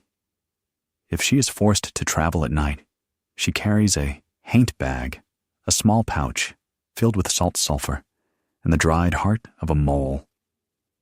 She also carries a mirror covered in black cloth. If she feels the whispers getting too loud, she will turn the mirror toward the darkness to reflect the Haint's own emptiness back at them. The Haints are entities of pure lack. They are memories that have lost their bodies, and they are desperate to find a vessel that is still warm. The Melungeon bloodline, with its vibrant mix of cultures, is like a feast for them. They recognize the ancient signatures in the DNA, and they are drawn to it, like moths to a flame. The most dangerous time in the hollows is the gray hour just before dawn. This is when the veil is at its thinnest, and the Haints can manifest in physical form. They often take the shape of a loved one who's passed away, standing at the edge of the porch, or calling out from the tree line. But if you look closely at their feet, you will see they do not touch the grass. And if you listen to their voice, you will hear the hollow, metallic ring of the mountain's core. To answer a Haint's call is to sign a contract that can only be fulfilled with your life. The Granny Witches tell stories of entire families who disappeared during the gray hour, leaving behind nothing but cold hearths and the lingering scent of ozone and damp earth. Why does the mountain keep these spirits? Some say the limestone of the Appalachians acts as a giant recording device, trapping the energy of every violent death and every forbidden ritual.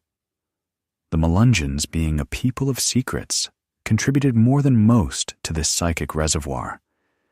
Their grief, their exile, and their hidden magic are all stored in the rock. The brown mountain lights are the overflow, the psychic pressure leaking out into the atmosphere. But others whisper a darker truth.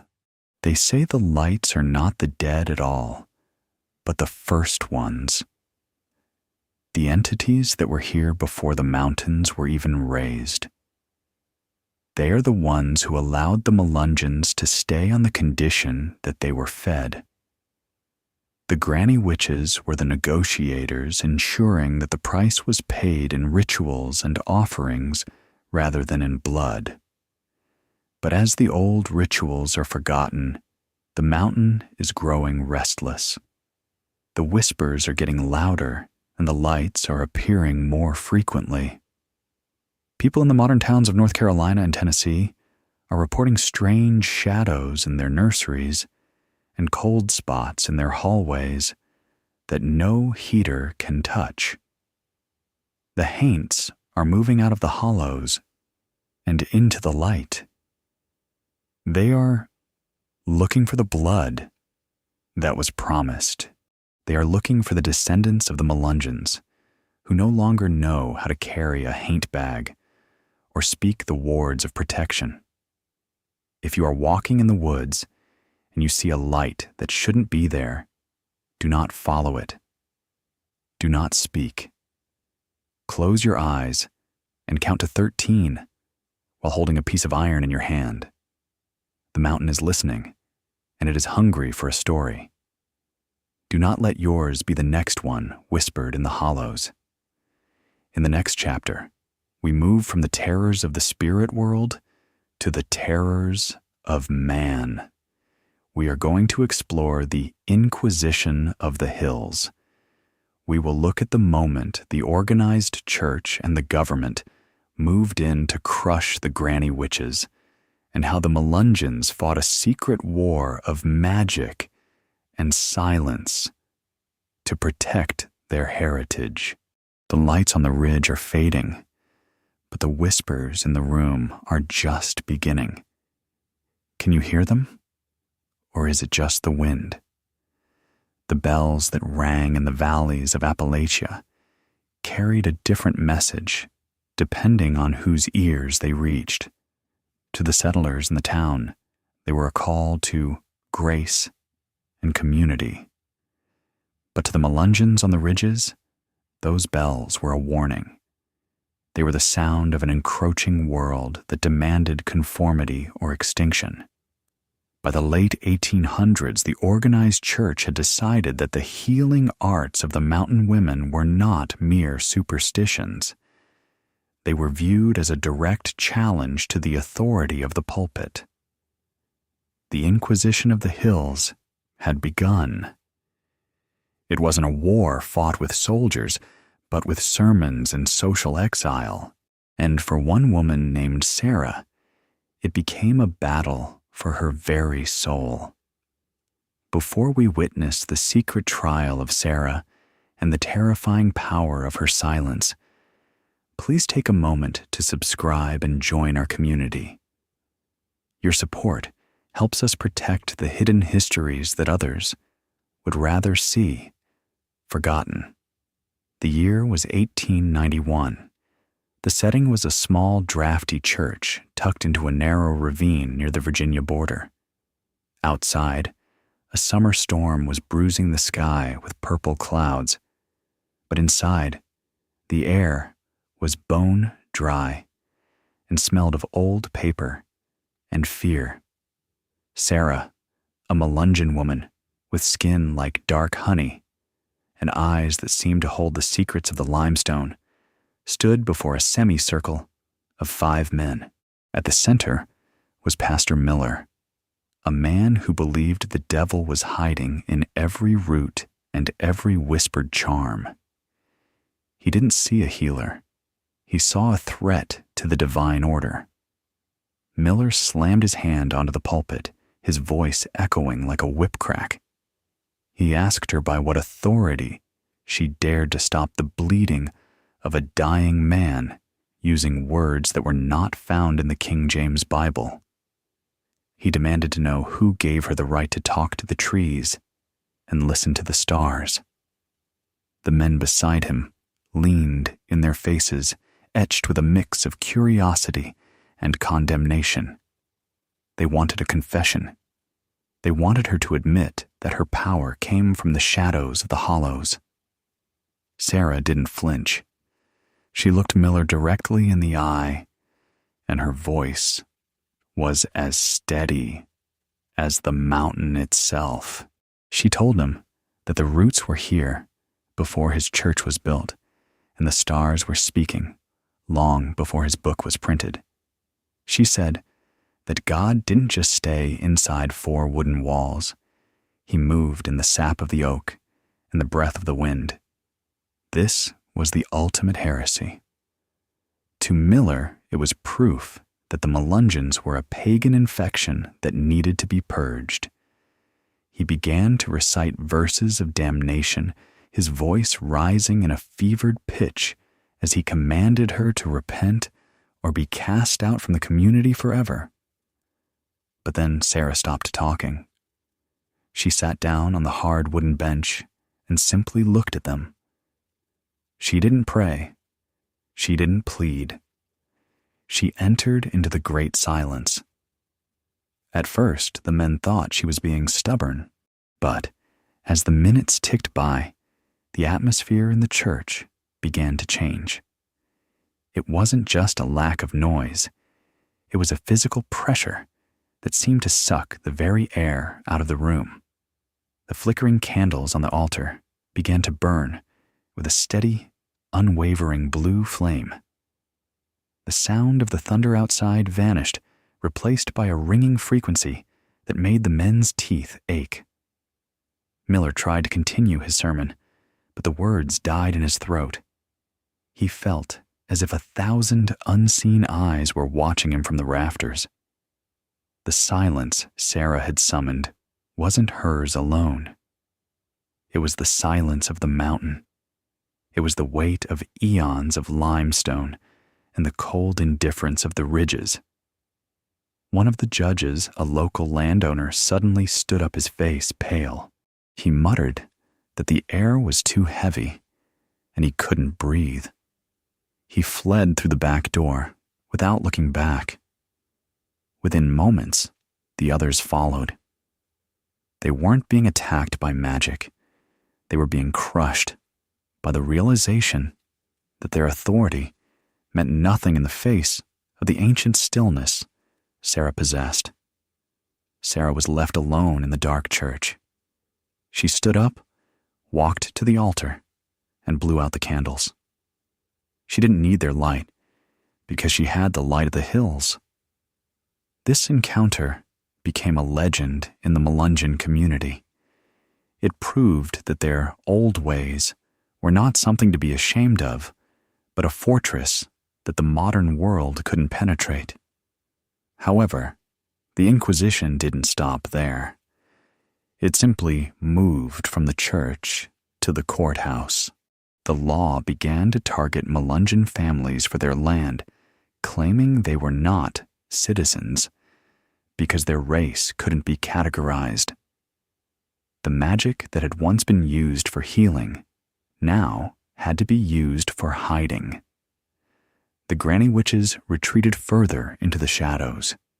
They began to encrypt their knowledge. They stopped using the names of the plants and started using codes. They hid their charms in everyday objects like quilts and jars of preserves. The war between the church and the mountain was the catalyst that turned Melungeon culture into a culture of silence. To survive, they had to become invisible. They had to learn to move like the mist, present but untouchable. Even today, there is a tension in the Appalachian towns. You will find a church on every corner, but if you look at the gardens of the old Melungeon homes, you will still see the haint blue on the porches and the specific arrangement of stones that Miller once tried to destroy. The Inquisition failed to kill the magic. It only succeeded in making it a secret that is still whispered when the moon is right. What happens when a culture is forced to hide for over 100 years? What are the forbidden rituals that were born out of this desperation. In the next chapter, we are going to go into the most dangerous territory of all. We are going to explore the forbidden charms and spells. We will look at the actual rituals used for protection, for revenge, and for the most secret art of all, communicating with those who have already crossed the veil. The storm is finally breaking, and the air is clearing. But the silence Sarah left behind is still here. Can you feel it pressing against your skin? The true secrets are about to be revealed.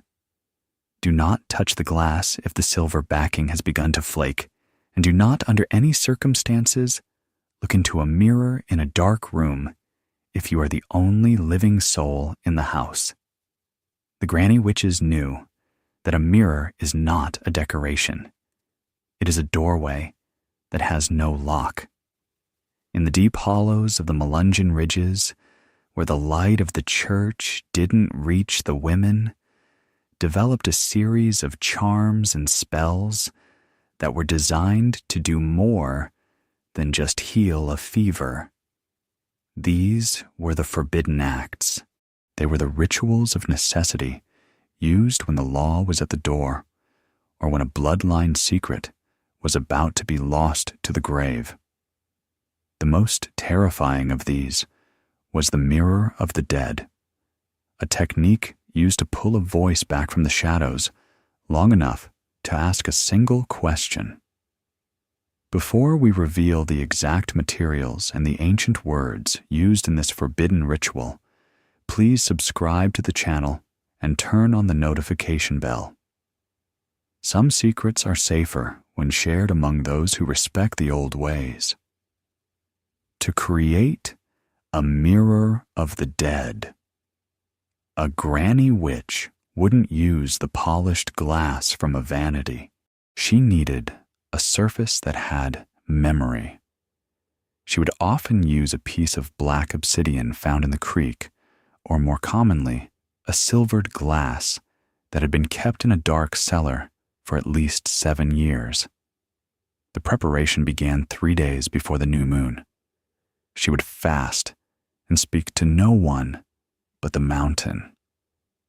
On the night of the ritual, she would take the mirror to a place where the air felt thin, usually a limestone shelf overlooking a deep ravine. She would bring 3 items: a bowl of rainwater collected from a hollowed-out stump, a candle rendered from the fat of a black bear, and a single silver coin that had been held in the mouth of a dead man. The ritual was an exercise in absolute precision. She would place the mirror flat on the stone and pour the stump water over the glass until it formed a perfect tension at the edges. She would light the black candle and hold it so the flame was the only thing reflected in the water. Then she would place the silver coin on the center of the glass. This was the toll. The mountain doesn't allow the dead to speak for free. As the smoke from the candle began to swirl, she would begin the incantation, a low, rhythmic humming that used fragments of words from a language that hadn't been spoken openly in the Appalachians for centuries. She would whisper the words, Ima Shumgalana, over and over, until the water on the mirror began to vibrate. She wasn't calling a ghost. She was calling the blood echo. She was tapping into the genetic memory of the Melungeon line. Slowly, the reflection of the flame would shift. It would cease to be a candle and begin to take the shape of a face. The face of the ancestor who held the secret. But here is the danger. The mirror of the dead works both ways. If the Granny Witch looked too deeply, if she allowed her own fear to reflect back, she risked being pulled into the water. There are stories of women who were found on the ridges with their eyes turned completely white, their souls traded for a piece of information they were never meant to carry. The forbidden charms extended to the defense of the home as well. If a Melungeon family was being targeted by an outsider who wanted to steal their land, the Granny Witch would perform the burying of the name. She would carve the name of the enemy into a piece of lead and bury it upside down under a dead tree on the edge of the property. She would then recite a charm of binding and blinding, ensuring that every time the enemy tried to think of the land, their mind would become as thick as the mountain fog. This wasn't just a mental trick. It was a localized distortion of reality. Land speculators would often find themselves walking in circles for hours in a field they had known for years, unable to find the boundary markers or even their own horses. Then there were the poppets. Unlike the voodoo dolls of the lowlands, the Appalachian poppets were made of dried corn husks and stuffed with the hair of the person to be influenced. But the Melungeon version used a specific heartstone, a small piece of quartz that had been charged in the heat of a moonshine still. They believed the quartz would act as a battery for the intent. If a granny witch wanted to heal a broken heart, she would wrap the poppet in blue silk. If she wanted to stop a thief, she would tie the poppet's hands with iron wire. The magic was tactile, it was messy, and it was always grounded in the physical materials of the mountain. One of the most secret of all charms was the skin-walking oil. There are persistent rumors in the high ridges that the most powerful Melungeon witches knew how to temporarily project their consciousness into the bodies of the forest animals. They would use a mixture of bare grease nightshade and the crushed wings of a moth. Rubbed into the temples, this oil would allow them to see through the eyes of the hawk or hear through the ears of the wolf.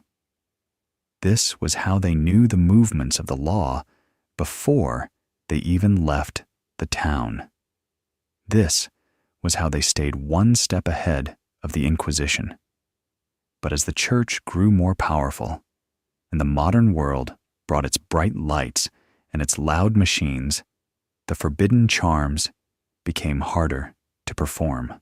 The static of the modern age interfered with the subtle frequencies of the mountain.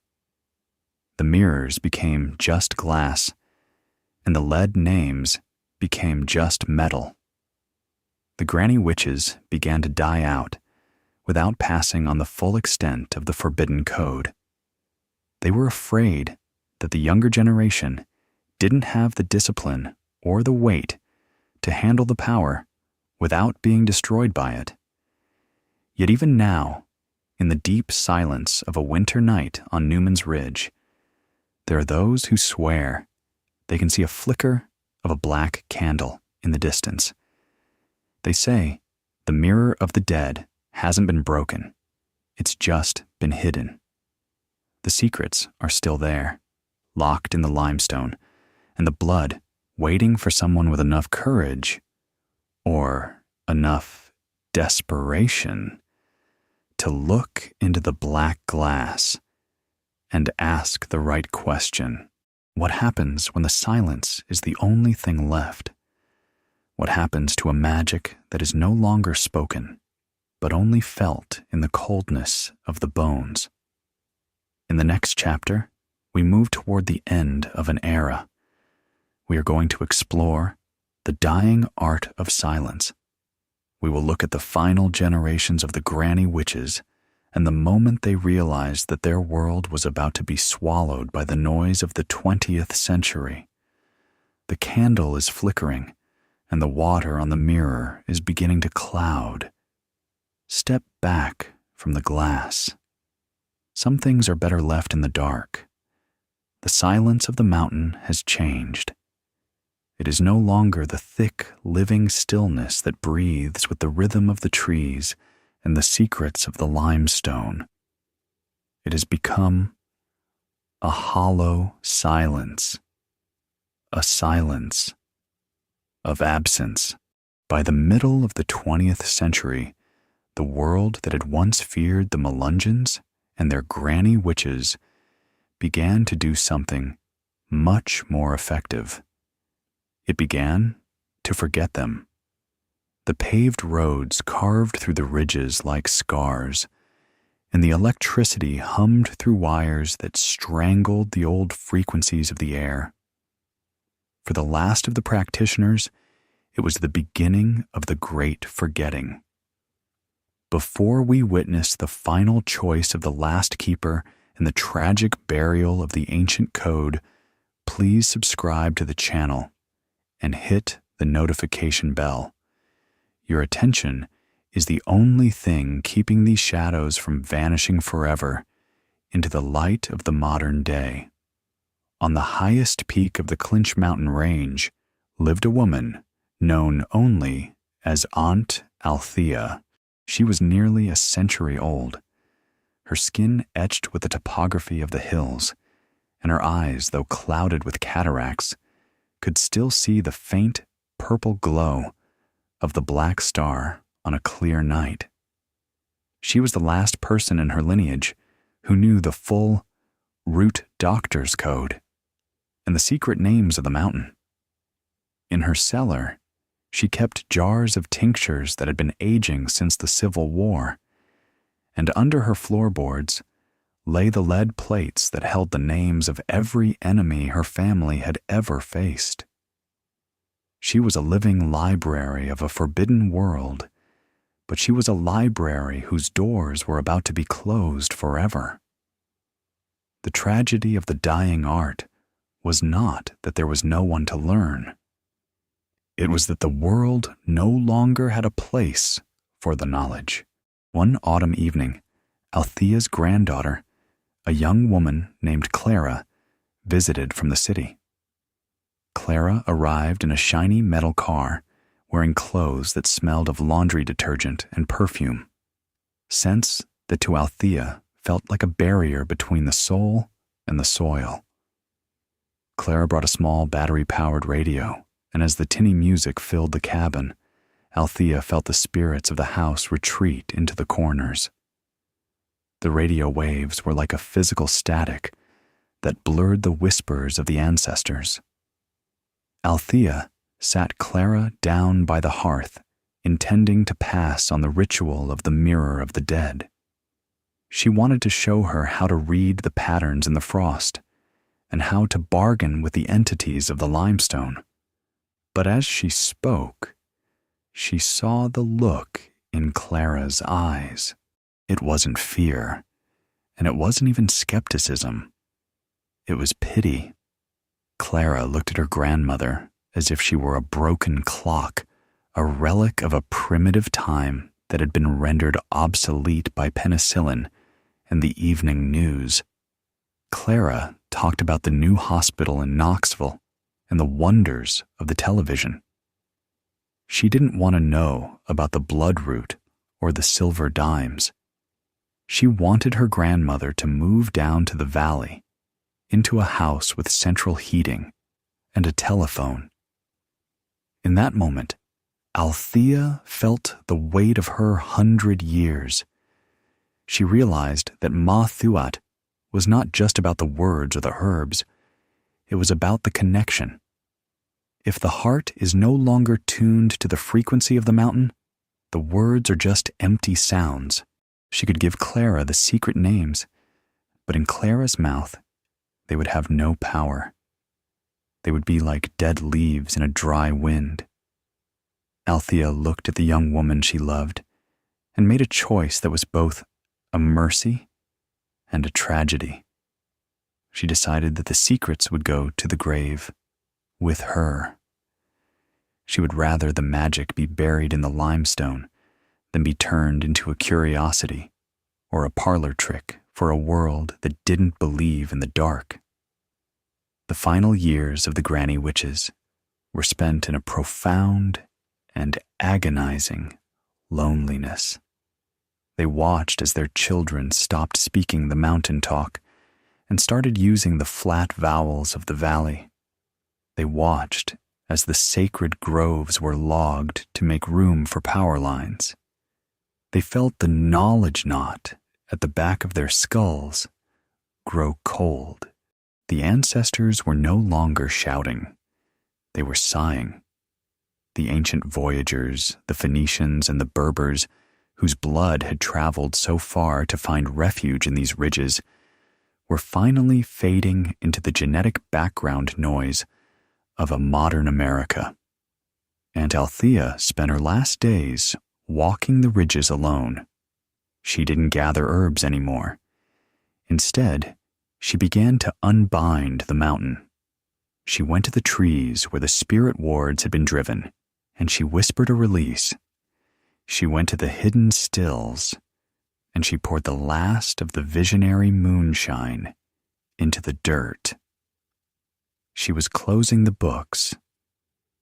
She was ensuring that when she passed, the mountain would be free from its obligations to the Melungeon bloodline. It was a divorce between the people and the land, a separation that left the hollows feeling empty and the people feeling lost. When Althea finally passed away in the winter of 1962, the granddaughter found the cabin filled with nothing but dust and old jars. Clara threw away the dried roots and the strange carvings, thinking they were just the clutter of a senile mind. She sold the silver dimes for their metal value, and she painted over the haint blue on the porch. She thought she was cleaning up the past, but she was actually erasing the map to her own soul.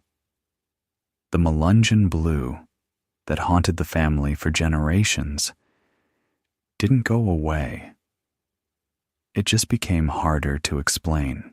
It became a nameless grief that the modern doctors treated with pills that never quite reached the source of the pain. The dying art of silence is a reminder that when we trade our secrets for convenience, we lose a piece of our humanity. The Granny Witches were the guardians of the bridge between what can be measured and what can only be felt. When they vanished, the bridge collapsed.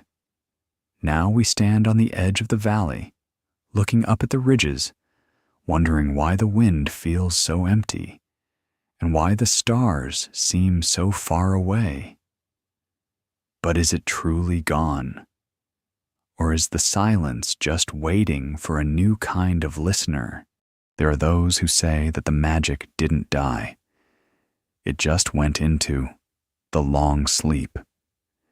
It is waiting in the limestone, waiting in the hidden caves, and waiting in the ghost DNA of the descendants who are now beginning to ask questions. The mountain is patient. It has seen civilizations rise and fall, and it can wait for another 1,000 years if it has to. In the final chapter, we will reach the end of the road. We are going to explore the eternal silence. We will look at what remains of the Melungeon legacy today and the final message that the Granny Witches left for those who are brave enough to go back into the hollows. We will finally answer the question: can the bloodline ever truly be awakened, or is the silence now eternal? The cabin is dark now, and the fire has gone out. The radio has long since run out of batteries. The silence is coming back, but it is the silence of the grave. Are you ready for the final word? The ridges of the Appalachian Mountains stand today as silent sentinels over a world that has largely forgotten the names of its own ancestors. The limestone hollows remain, and the mist still rolls in, with the same ghostly indifference it possessed 1,000 years ago. But the people have changed. The Melungeons have scattered into the wind of the modern world, their dark skin and blue eyes, now a curiosity of DNA tests rather than a mark of exile. The Granny Witches have laid down their roots and their charms, and the great silence seems to have finally won. But is a secret ever truly dead as long as the blood that carried it still flows? We have traveled through the mists of the Melungeon enigma, from the ships of the Phoenicians to the hidden stills of Mahala Mullins. We have felt the weight of the evil eye and the hope of the root doctor's code.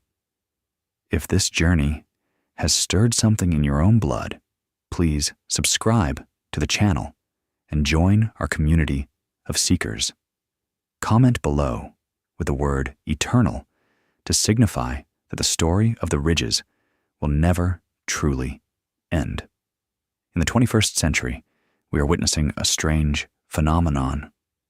Thousands of people who grew up thinking they were simply white or black are receiving laboratory reports that speak of North African, Berber, Iberian, and Middle Eastern roots. They are rediscovering the Anatolian bump at the base of their skulls and the Melungeon blue that haunts their family histories. They are using the very technology that Althea feared, the internet and the digital database, to piece together the map that was once hidden under floorboards. But as they find the facts, they are realizing that a name on a chart is not the same as a soul in the soil. They feel the absence of the magic. They feel the coldness of a world without the Granny Witches to negotiate with the dark. This is the moment of the Great Awakening. The Granny Witches knew this day would come. They knew that their silence was not a death, but a seed. In the final whispers of the last keepers, they encoded a message into the very folklore and songs that survived the Inquisition. If you listen to the old ballads of the hills, you will hear the instructions. They told us to watch the stars, not for the light, but for the void. They told us to respect the roots, not for the medicine, but for the spirit. And most importantly, they told us that the mountain is patient. The magic of the Melungeons was always a partnership with the land, and the land does not forget. The final message of the Granny Witches is hidden in a simple rhyme often told to children to help them sleep. The stone is the bone, the water is the blood, the wind is the word, and the shadow is the love. It sounds like a nursery rhyme, but it is a master key. It tells us that as long as the limestone exists, our ancestors are present. As long as the creeks flow, our lineage is pure. As long as the wind blows, the secret names are being spoken. And as long as there is shadow, there is a protector watching over the bloodline. They didn't leave us empty-handed. They left us the entire world as a living ritual. To the descendants who feel the call of the mountain, today, the message is clear. You do not need a black candle or a silver dime to reconnect with your power. You only need to step into the silence.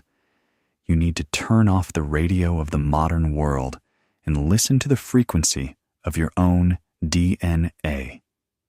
The ghost DNA that science cannot explain is actually the repository of every charm, every root, and every prayer of the Melungeon line. It is a biological library that is waiting for your intent to activate it. You are the mirror of the dead. Your eyes are the scrying bowl. Your heart is the hidden still. As we stand on the edge of this eternal silence, we must ask ourselves what kind of ancestors we will be. Will we allow the secrets to finally vanish, or will we become the new generation of keepers? The mountain is waiting for a new name. It is waiting for someone to recognize the black star once again. The era of the Granny Witch as a figure of the past is over, but the era of the mountain spirit is just beginning. The Melungeons were never meant to be a people of history books. They were meant to be a people of the hills, and the hills are forever. The mist is closing in now, swallowing the path we have walked together. The ridges are fading into the darkness of the coming night.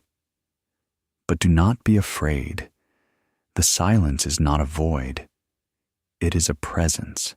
It is the breath of the mountain, the whisper of Mahala, the steady gaze of Aunt Althea, and the heartbeat of every Phoenician sailor and indigenous queen who ever called these hollows home. The story of the Melungeons is your story. The secrets of the Granny Witches are your secrets, and the eternal silence is your sanctuary. Listen. Can you hear it? The mountain is calling your name. Don't answer with words. Answer with your life. Sleep now, for the ridges are watching. The cycle is complete, but the blood is eternal.